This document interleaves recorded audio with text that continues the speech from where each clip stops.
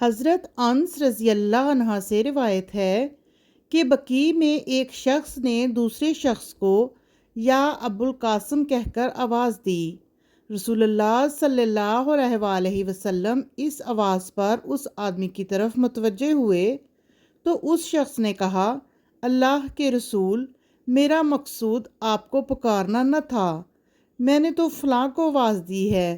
تو رسول اللہ صلی اللہ علیہ وآلہ وسلم نے فرمایا، میرے نام پر نام رکھو اور میری کنیت پر اپنی کنیت نہ رکھو۔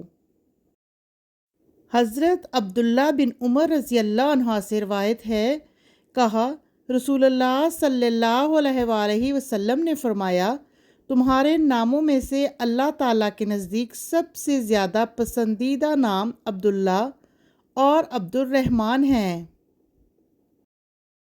منصور نے سالم بن ابی جاد سے، انہوں نے حضرت جابر بن عبداللہ رضی اللہ عنہ سے روایت کی، کہا ہم انصار میں سے ایک شخص کے ہاں لڑکا پیدا ہوا، اس نے اس کا نام محمد رکھا۔ اس کی قوم نے اس سے کہا، تم نے اپنے بیٹے کا نام رسول اللہ صلی اللہ علیہ وآلہ وسلم کے نام پر رکھا ہے، ہم تمہیں رسول اللہ صلی اللہ علیہ وآلہ وسلم کے نام پر نام نہیں رکھنے دیں گے۔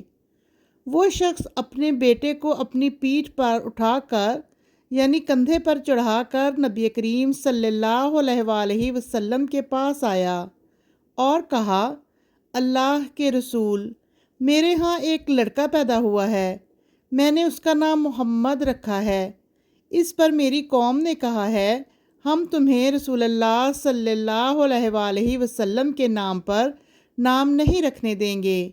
رسول اللہ صلی اللہ علیہ وآلہ وسلم نے فرمایا، میرے نام پر نام رکھو اور میری کنیت پر اپنی کنیت نہ رکھو، بے شک میں تقسیم کرنے والا ہوں، جو اللہ عطا کرتا ہے اسے تمہارے درمیان تقسیم کرتا ہوں۔ سفیان بن عیینہ نے کہا، ہمیں محمد بن منقدر نے حدیث سنائی کہ انہوں نے حضرت جابر بن عبداللہ رضی اللہ عنہ کو یہ کہتے ہوئے سنا، ہم میں سے ایک شخص کے ہاں ایک لڑکا پیدا ہوا، اس شخص نے اس کا نام قاسم رکھا، ہم نے کہا ہم تمہیں ابو القاسم کی کنیت سے نہیں پکاریں گے، نہ تمہاری یہ خواہش پوری کر کے تمہاری آنکھیں ٹھنڈی کریں گے۔ تو وہ شخص نبی کریم صلی اللہ علیہ وآلہ وسلم کی خدمت میں آیا اور آپ صلی اللہ علیہ وآلہ وسلم کو یہ سب بات بتائی، تو آپ صلی اللہ علیہ وآلہ وسلم نے فرمایا، تم اپنے بیٹے کا نام عبد الرحمن رکھ لو۔ یزید بن ابی حبیب نے محمد بن عمر بن عطا سے روایت کی، کہا میں نے اپنی بیٹی کا نام برہ رکھا تو حضرت زینب بنت ابی سلمہ رضی اللہ عنہ نے مجھ سے کہا کہ رسول اللہ صلی اللہ علیہ وآلہ وسلم نے یہ نام رکھنے سے منع فرمایا ہے، اور بتایا کہ میرا نام بھی پہلے برہ رکھا گیا تھا۔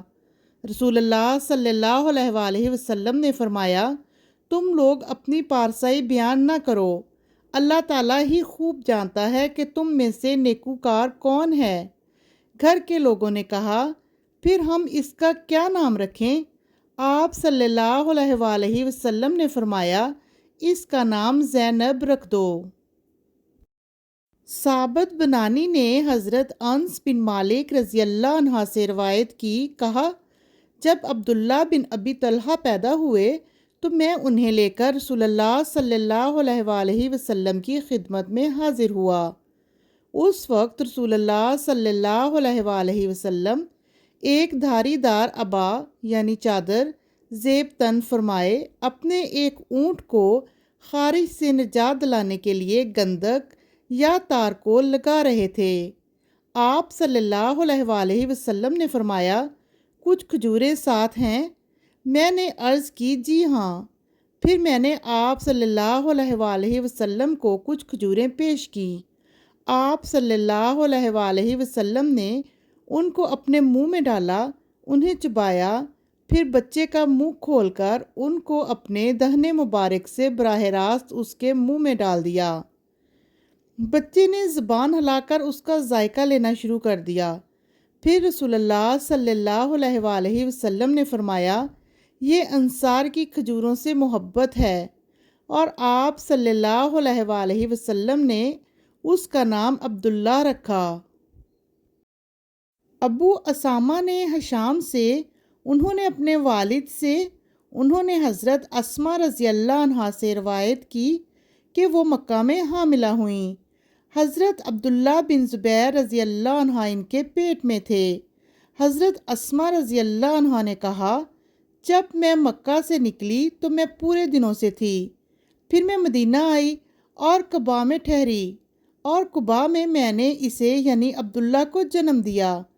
پھر میں رسول اللہ صلی اللہ علیہ وآلہ وسلم کی خدمت میں حاضر ہوئی تو آپ صلی اللہ علیہ وآلہ وسلم نے اسے اپنی گود میں لے لیا۔ پھر آپ صلی اللہ علیہ وآلہ وسلم نے کھجور منگوائی، اسے چبایا، پھر اپنا لاب دہن اس کے منہ میں ڈال دیا۔ پہلی چیز جو اس کے پیٹ میں گئی وہ رسول اللہ صلی اللہ علیہ وآلہ وسلم کا لاب دہن تھا۔ پھر آپ صلی اللہ علیہ وآلہ وسلم نے چبائی ہوئی کھجور کی گٹی اس کے تالو کو لگائی، پھر اس کے لیے دعا کی، برکت مانگی۔ ہجرت مدینہ کے بعد یہ پہلا بچہ تھا جو اسلام میں پیدا ہوا۔